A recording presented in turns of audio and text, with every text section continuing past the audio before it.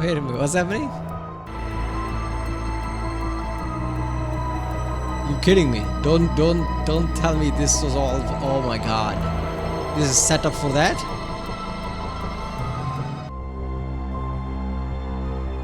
There you go. Ladies and gents, welcome to UX, and this is America's secret weapon. My channel, ECHOZERO. ECHOZERO. Yeah, this is a new channel. I guess it's their. I checked its 4th video, and it's really high quality. Apparently, it's a million views. People say it's a really high quality in the comments. Yeah, it's 70,000 subscribers already. 4th video, so yeah, it's probably rising channel pretty fast. So it's going to be interesting. I don't know what exact topic is about. America's secret weapon, like, yeah, but judging from like how many views it is, 2 weeks ago, 1 million views, comments, yeah, it's probably going to be good. Let's waste one.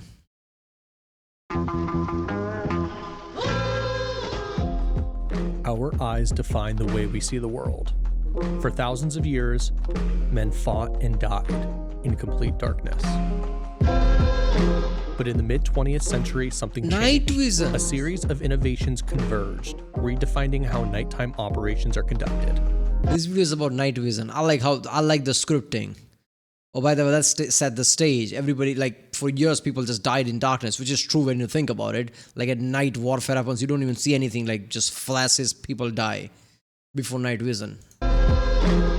These are night vision goggles, and this is how they work.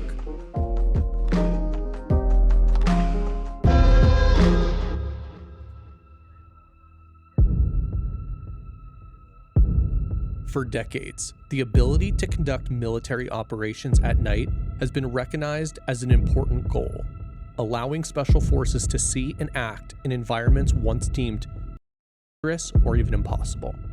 Image intensification technology has been pivotal in advancing this goal. The idea is simple. This is the electromagnetic spectrum, covering every wavelength of light, from low-energy radio waves to high-energy X-rays and gamma rays. Only a narrow sliver of this spectrum is visible to the naked eye. However, at night... That's probably not to scale, it's much more drastic than that, but yeah. Like our, like, it's very small visible range. The near-infrared spectrum contains roughly 10 times more light than the visible spectrum. Like visible light, this infrared light primarily comes from moonlight and atmospheric glow. These sources flood the environment in a blanket of energy that is only partially visible to the naked eye, but that can be exploited and converted into visible light.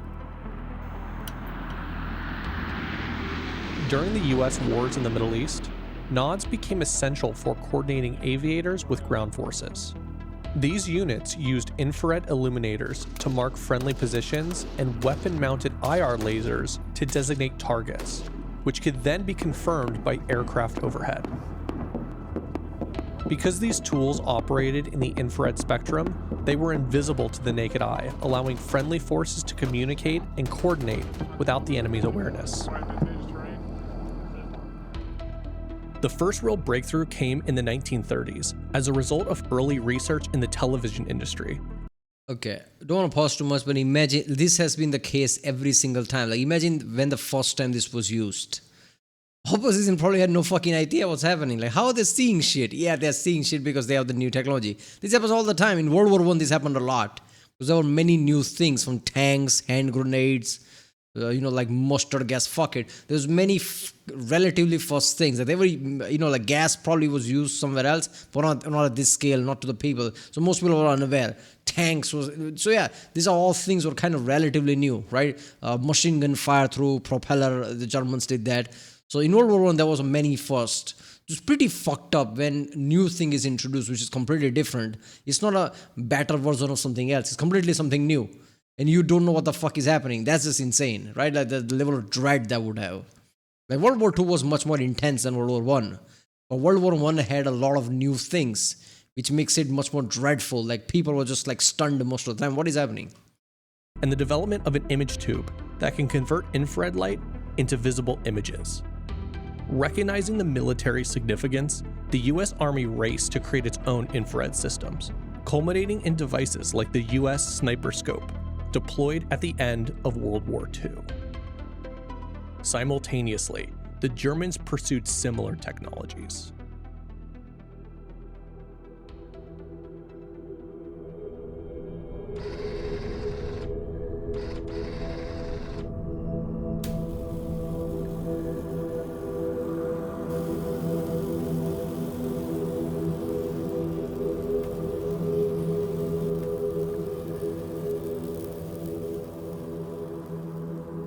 This is an example of a prototype nighttime scope developed by the US.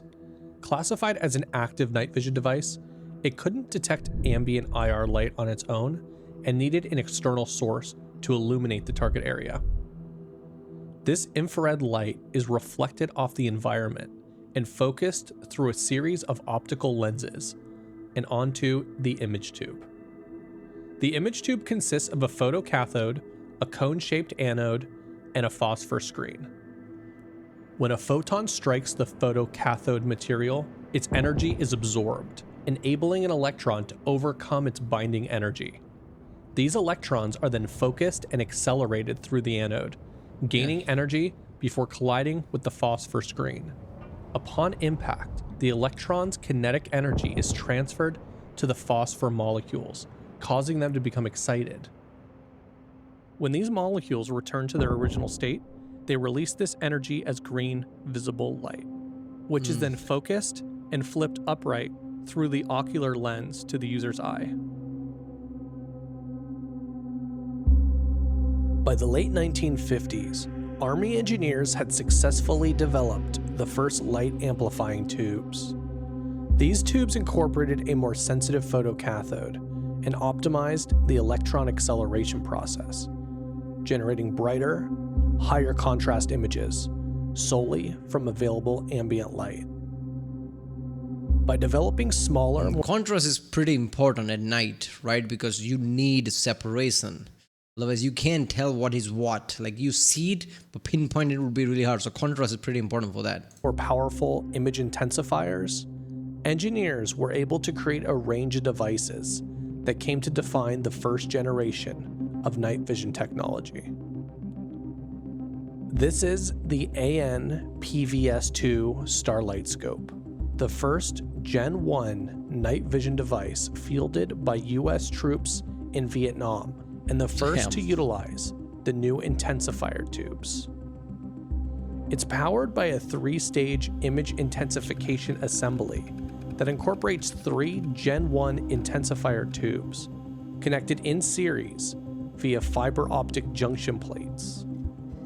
With each amplifying the output of the previous, this system could amplify light by a factor of 1,000. Most importantly, this could all be accomplished without the use of a floodlight and could be powered solely off onboard batteries. Although too costly for broad deployment and too cumbersome for most applications, including their intended use as a weapon That's the optic, thing, isn't it? these first I was about to say, how did America lost Vietnam War if they're pretty significant thing like this? Because it is fucking significant. You can't see at night, they can't. Yeah, but the money was the issue. Imagine if they mass produced this, gave to all troops, we would have different result of the war today. Because basically America just walks free at night while everybody's still squinting their eyes what is happening. That's too hard. generation devices still accomplished 2 important things. They satisfied an urgent need for nighttime surveillance for troops in Vietnam and proved that passive image intensification technology could work. Night vision research accelerated in the 1960s under high priority directives from the US government, leading to the development of a thin glass wafer that would usher in the second generation of image intensification. Engineers applied the same fiber optic manufacturing processes from Gen 1 to create a thin glass wafer embedded with thousands of angled, hollow channels, specifically designed to promote electron collisions. The lead oxide glass has a high secondary electron emission coefficient, meaning that when an electron strikes the channel wall, it releases additional electrons. This process is known as cascaded secondary emissions and is the reason the microchannel plate is such an excellent electron multiplier. The voltage applied to the MCP could also be adjusted. Lowering the voltage in bright conditions reduces electron multiplication, preventing overexposure. Conversely, increasing the voltage in low light scenarios enhances amplification. Yeah, that's how they get energy. Makes sense. This is a fully assembled Generation 2 image intensifier tube. The microchannel plate sits directly between the photocathode and the phosphor screen. Measuring less than a millimeter thick, the MCP I must say, I know how usually scientific things work. And seeing this is literally first generations of things this small and it just works. It amplifies electron and gives you visible light that you can see through actually. And it's this small. Like, yeah, military is insane, man.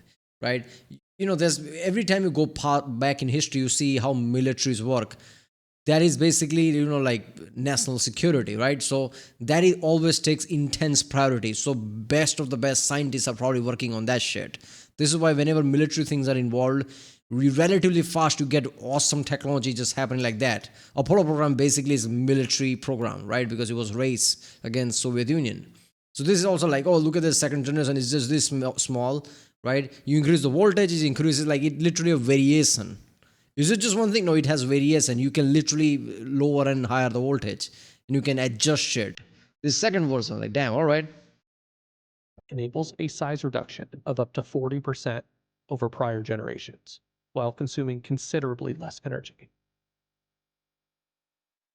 In addition to an improved photocathode, the phosphor was now deposited directly onto a fiber optic inverter. This is a coherent fiber optic bundle that is physically twisted 180 degrees to reorient the image. Because the image arrives upright at the eyepiece can now be simpler and lighter. With vast improvements, second-gen intensifier tubes allowed the AN PVS-5 to become the first practical head-mounted night vision device adopted by ground forces and aviators. Each eye was fed by its own image intensifier, providing binocular vision and boosting ambient light by about 20,000 times, allowing aviators of fixed wing and helicopters to conduct missions during ambient lighting conditions that would have been impossible with unaided vision. Is he doing this? Is this his animation? Is he doing this in engine? Or is he using some kind of stock? This doesn't look like stock footage. This is some insane quality, man.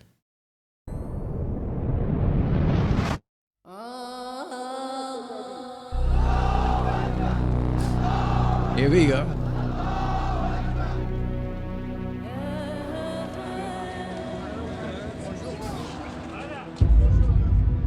Operation Eagle Claw stands as arguably the first complex, multi-aircraft, long-range night infiltration mission where the performance of night vision goggles was absolutely central to the success or failure of the mission. This mission, launched on April 24, 1980, was a critical effort by the United States Armed Forces to rescue 52 American diplomats held captive in Iran. That. Yeah, I saw because of the Iran thing. I watched I think few videos about Iran, realized how shit worked, right? So like imagine any kind of a night operation, right? Even the Osama bin Laden one was night operation, recent compared to this, obviously, but still was like a night operation. Without night vision, it's just winging it. People have been winging it before this. That is why operation usually doesn't happen at night, because why risk it? But with the night vision thing, yeah, there you go. This is not even a question. It's very surgical. It's if you can see somehow at night, which you can with night vision, night becomes the perfect thing for operation. Civilian casualties is not there. People are sleeping. Nobody's out, right? Everything is just like better in that way. Most patrols are not going to be out because most people sleep at night. If you're gonna do some kind of operations that enemy don't know about, if enemy knows about, they can increase the patrol, but they're usually not gonna do that if they don't know anything. So operations are perfect at night, and night vision just makes it perfect, right? This is like one of those things like like microchips, like processors that you have in your phones and things. That and night vision feels like one of those technologies that exponentially got better because awesome scientists just went full in. Because this surprises me, the way they twisted the thing 180 degree just so they don't have to have many fuckeries inside, and they can just twist that thing and it works. That sounds so simple, but it like anybody else do it, and like less than brilliant people do it, that would take, I don't know, 10 generations. Maybe they can do it. There'll be many failures. No, they did it. Okay, Americans now have night vision. Sometimes, science is so good and so successful, people take it for granted, like how awesome that is. This is one of those examples. Aviation component involved a complex rendezvous at a desolate salt flat approximately 200 miles southeast of Tehran, where 8 United States Navy RH-53D Sea Stallion helicopters were to meet 6 C-130 aircraft. The Sea Stallions would refuel and pick up combat troops and equipment before flying to a mountainous area closer to Tehran, where the rescue raid would be launched the following night. Eagle Claw demanded highly coordinated, low-altitude flight by multiple helicopters over vast distances in challenging terrain, all while relying heavily on the AN/PVS-5 goggles for navigation. 3 weeks prior, covert CIA operatives flew into the landing zone and installed remotely operated infrared lights and IR strobes, outlining the landing site for pilots equipped with NVGs. At 10:47 p.m. local time, the first MC-130 successfully landed at Desert 1 under blacked out conditions using the infrared lights as a guide. During their flight to Desert 1, a handful of helicopters got caught in a large-scale regional sandstorm that drastically lowered the already poor visibility and caused problems for the Sea Stallions. One of the 8 helicopters had to make an emergency landing and was subsequently abandoned in the desert, while another had to turn around due to loss of electrical power. The remaining 6 helicopters arrived over an hour behind schedule, with one arriving with severe mechanical problems. Yeah, but infrared cuts through the fog usually. Maybe this wasn't a fog, but wouldn't that have similar effect? How dense was the disturbance? I don't know. I think infrared should be able to cut through that. There's a reason why your cars have fog lamps, which are infrared lamp. Nowadays it's like LED lamps. Like, what are you even doing?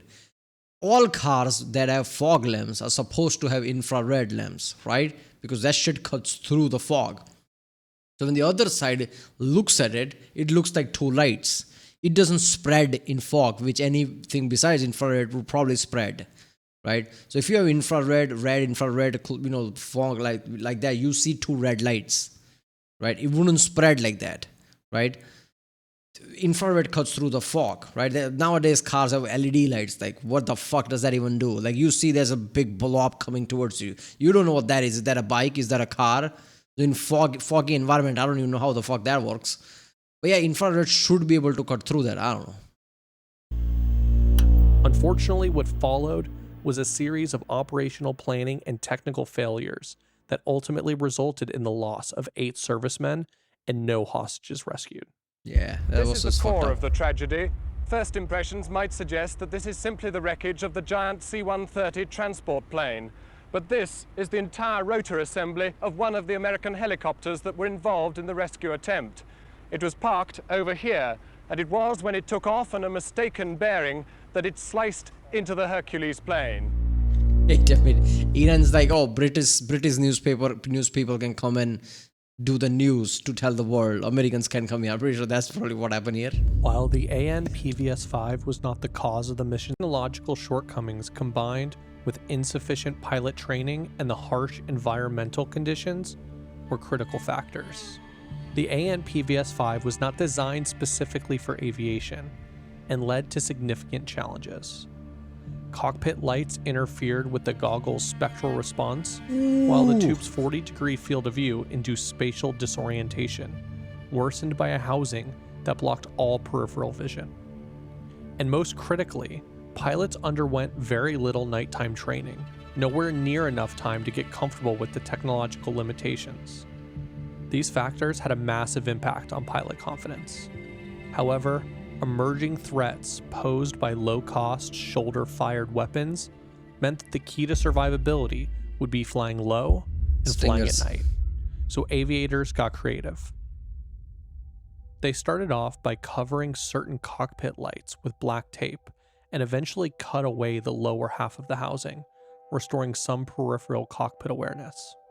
By 1982, tests were already underway for a suitable replacement specifically designed for aviation.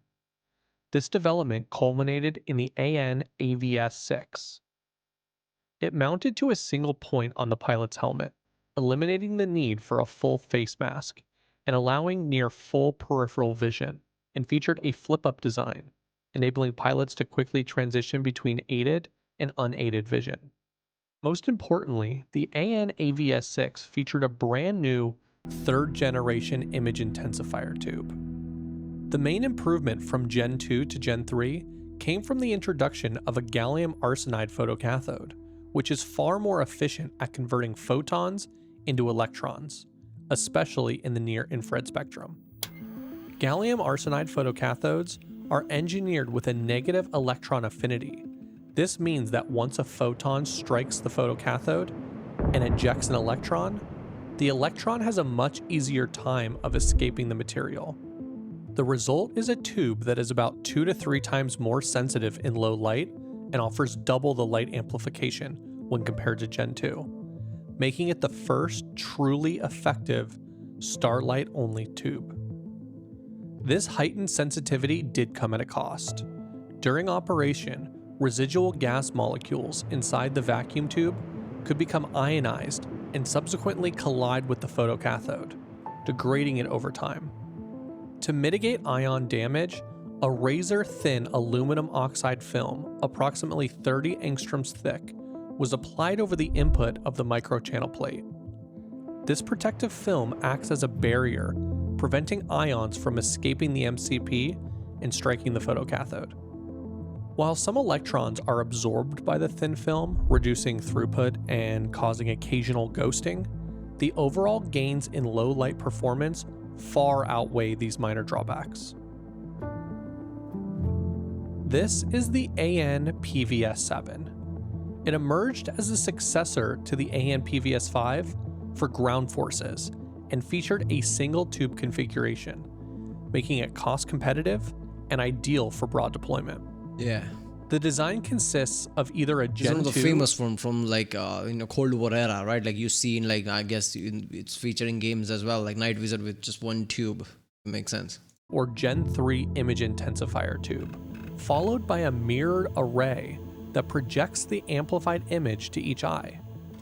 This is a biocular device. Each eye was fed the same image, meaning all stereoscopic depth perception was lost, a drawback that impacted some occupations more than others. It's like watching through a TV.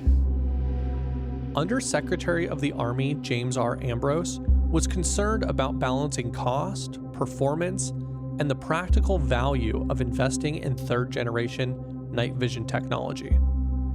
To address this, in 1987, comprehensive field tests were conducted worldwide.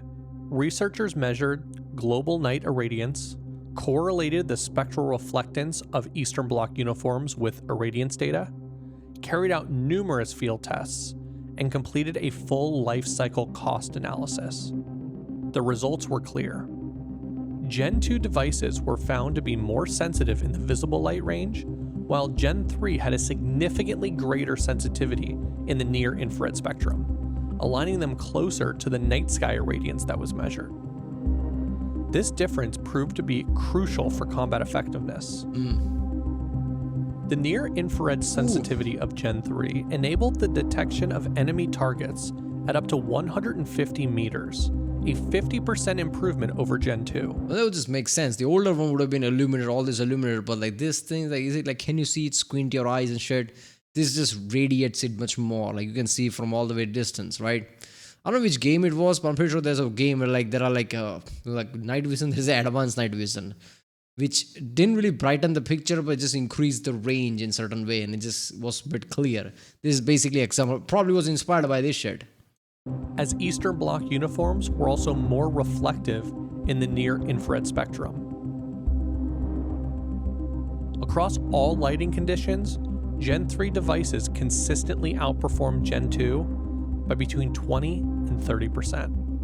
Reliability data was also significant. While earlier estimates for Gen 2 reliability were skewed by non-tube related issues, Gen 2 tubes had a real mean time to failure of approximately 2,000 hours. Gen 3, with its ion barrier, was estimated to last around 10,000 hours. This study resulted in a two-pronged rollout.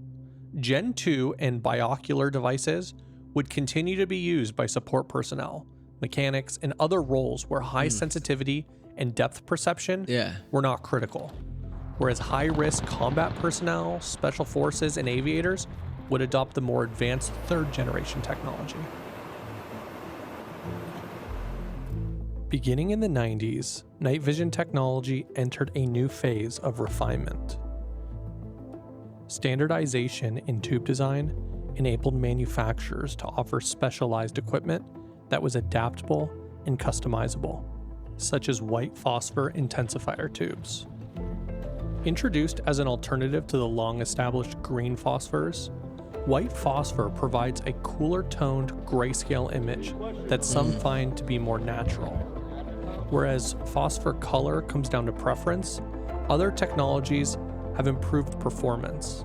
I don't think it's about color really. I think our eyes, not I think, I know our eyes pick up green more than the other colors. Green are picked up more intense. So you can see green more. When you see anything green text, it will look brighter. You see green color, it will look brighter. It's not because green is bright compared to other, it's our eyes pick it up that way. So green phosphorus, like maybe you can pick up things that you wouldn't with any other color. Like there's a chance there because it looks brighter to us.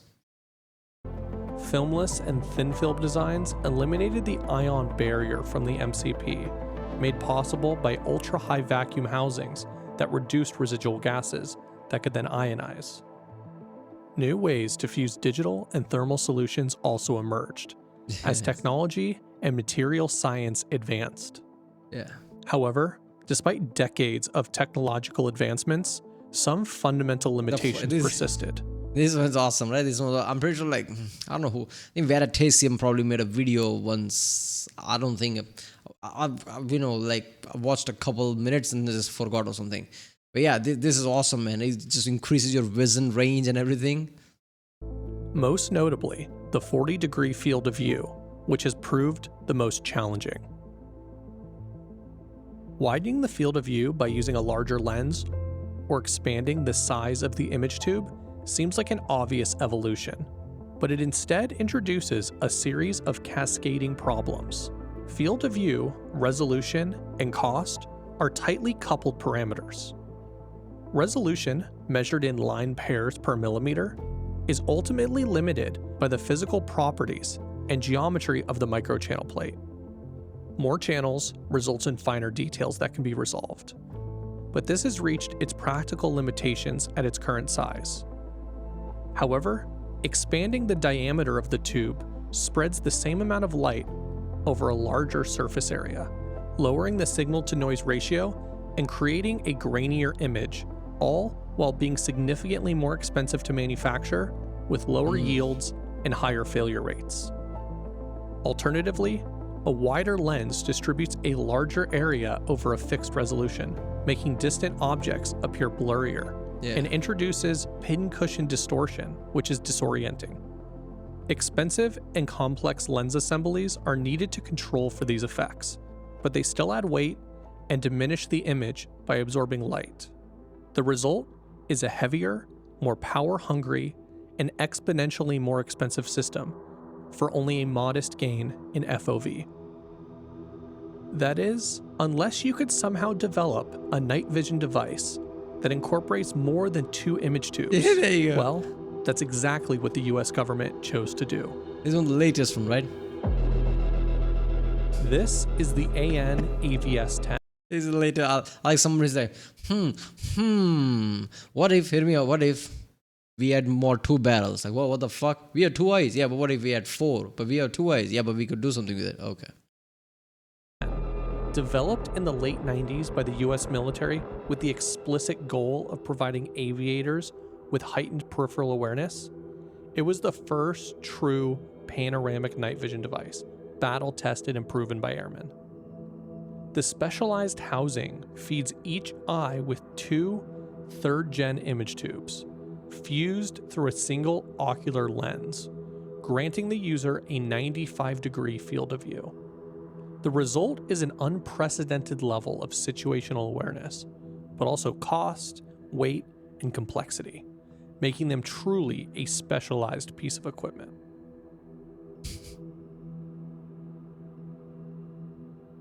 Pilots of low-flying fixed-wing aircraft such as the A-10 were the first to get access to these quad nods, but eventually they ended up in the hands of Special Operation Ground Forces.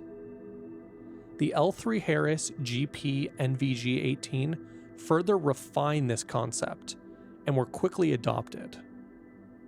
While not ideal for every scenario, these goggles undeniably aided Special Operation Forces, including those involved in the mission that ultimately brought down Osama bin Laden. It's just fucked up, isn't it? You talk about all this insane technology, like 4-barrel, okay, like 90-degree vision, night vision, and then you show like your opposite enemy with, like a old AK-47 in a desert, wearing slippers or something. Like, yeah, the technological divide is insane. Yeah, after that, like, yeah, it was. I'm pretty sure, like, even Osama was like, yeah, there's gonna be a day when I'm screwed. I can't compete with that shit. Come on, like, as soon as they see like 4-barrel night vision, Osama's like, yeah, one day, I'm done. Yeah, I can't survive this.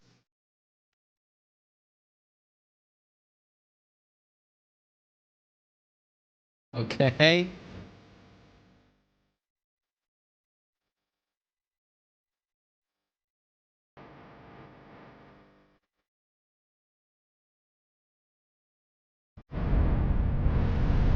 Okay.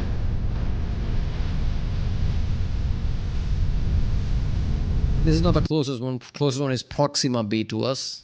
But yeah.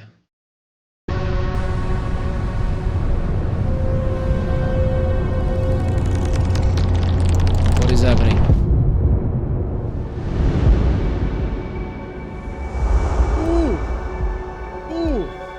Oh. Hello. As a space guy, as some of you already know, this is a welcome thing, whatever's happening right now. Does this have to do with anything with night vision, or is it teasing the next video? This shit is awesome. Make a space video, man. Come on.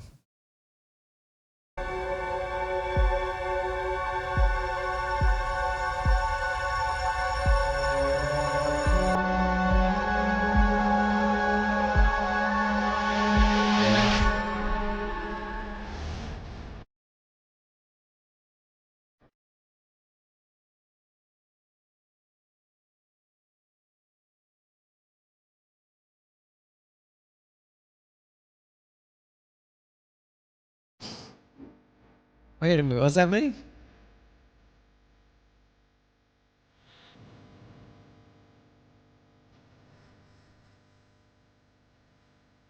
You're kidding me. Don't tell me this was all. Oh my god. This is set up for that?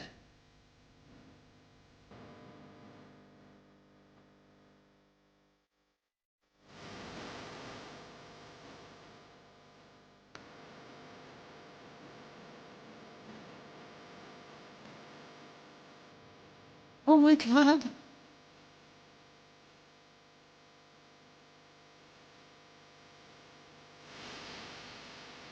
Oh.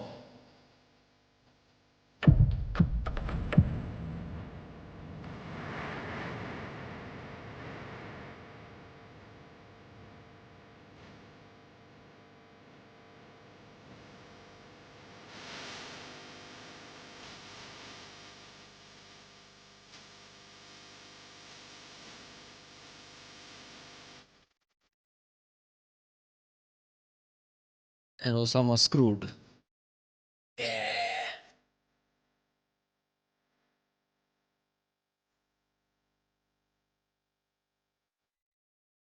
There you go.